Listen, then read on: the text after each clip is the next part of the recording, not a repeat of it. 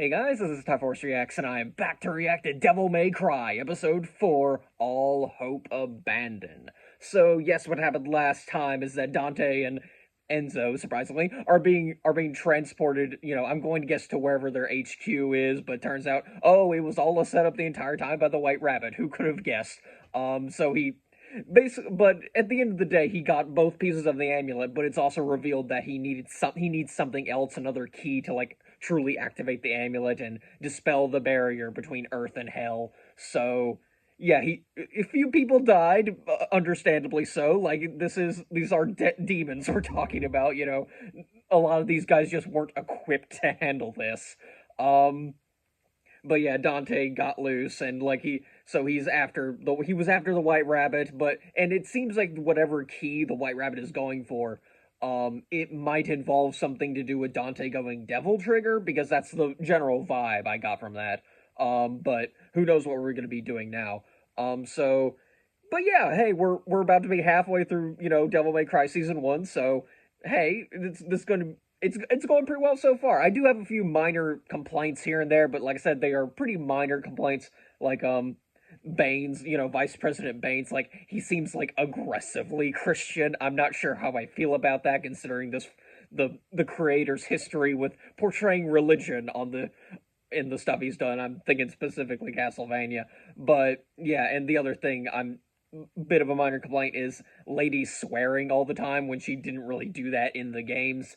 I mean, if there is a character I can imagine swearing all the time, it's Lady, but it does kind of get grating after a while. But then again, same guy who made Castlevania, I'm not sure what I was expecting. But still, it seems like most of the cursing is done by her, so I'm not sure how to feel about that. But, like I said, minor complaint at the end of the day. So, yeah, but Dante got half of his face blown off, so... because, yeah, the little tracker chip or whatever they put in his neck blew up. But, yeah, anyway, that's pretty much how the episode ended, with the White Rabbit going, yes, son of Sparta, basically saying what everyone who played the games knows. So, yeah, anyway, I've been prattling on way too long. Let's just jump right in. That blast from the rabbit's sword. Okay, there's the guy one of the demons took over. Got it, No promises. Yeah, okay, we're getting more and more, information about the team. They're gonna be dying, I'm going to guess. That seems to be the only thing, that seems to be the direction we're going in.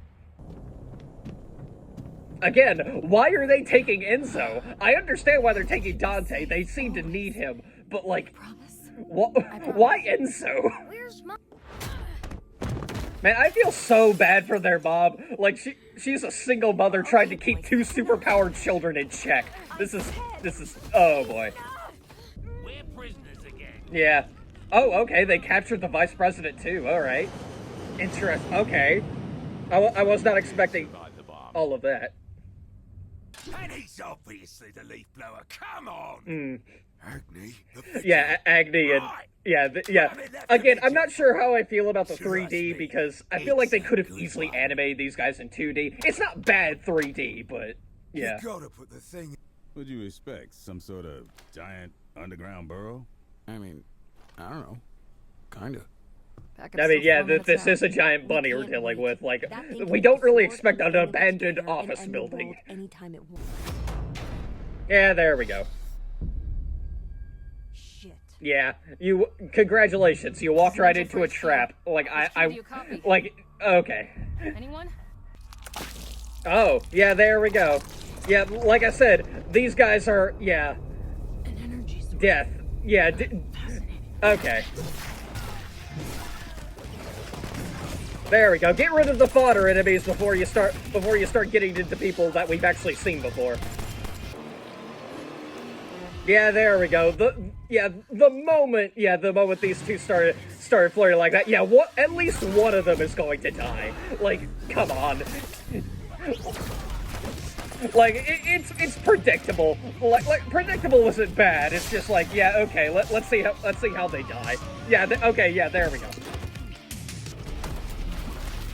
Guys, you couldn't handle them when they were out in the open street. What makes you think you can handle them in a cramped space? I mean, it is Lady. She does have a bit of plot armor, so yeah, yeah. But then again, oof. Yeah, oof. Yeah, she just watched her entire team die in front of her. I gotta thought it would be more, meticulous and drawn out. Maybe they die one at a time, but no, all at once. All right, that's how we're going. You know nothing of the pain and misery in our world. What your father dooms us to with his sadistic barrier. Yeah, you mean the one where you were about to genocide all of mankind, or? Dante's gonna use that devil trigger of his. And so you need to stop hyping up Dante. Like he's like, No idea. yeah, like what are you talking about? No. Like Dante's like, okay, fine. I guess I'm a demon. Doesn't mean I know how to access this devil trigger or whatever. Even Devil May Cry 3, like he had to, like it required like a very traumatic experience to activate Devil Trigger. If by traumatic I mean his brother stabbing him through the gut. So.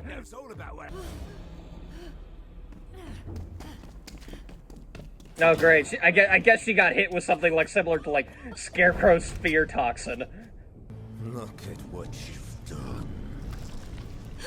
Well, this is just freaky.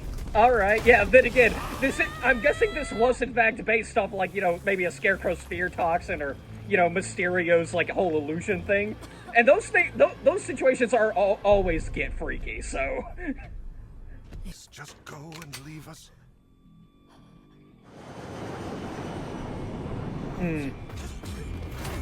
I'm not sure where they're trying to take this direction, but like, okay, whatever. I suppose we'll see. Yeah, this you know what? Yeah, this is kind of how it feels to be fighting the boss, like Agni and I can't remember the other guy's name, but like this is how it feels to fight those two in Devil May Cry 3. Like, because it isn't just one boss; it's two at the same time. Oh good. Oh good. Like, man, imagine if that random person in the plane didn't have blonde hair. That would have been super. Like, this whole thing wouldn't be happening.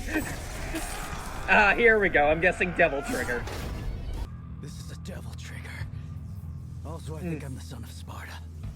Yeah, there we go. He's like, yeah, I think they may have a point. Like, oh come on, now you start to believe. Wow, okay, just arm off in one go.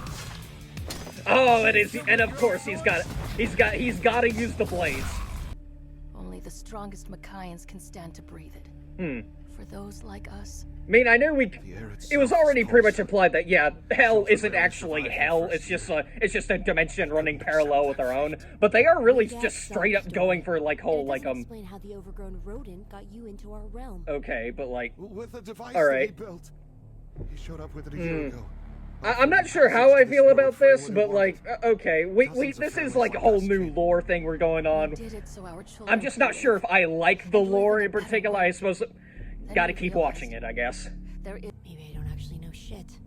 Yeah, fair enough. Like she's like, first of all, first of all, there's Dante, but like, she's already has reservations about Dante, but now this whole thing is calling everything into question. If demons aren't actually, demons.